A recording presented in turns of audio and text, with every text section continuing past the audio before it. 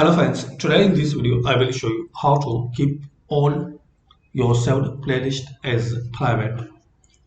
So click on this profile icon and firstly log in. If you not logged in, so just you need to firstly log in, then click on settings.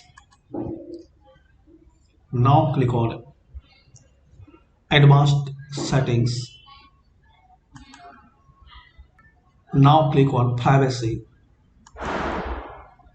In here you will see option keep all saved playlists private. So just you need to turn on, so no anybody can see your playlist, and you can make your playlist as private. So just you need to turn on this option.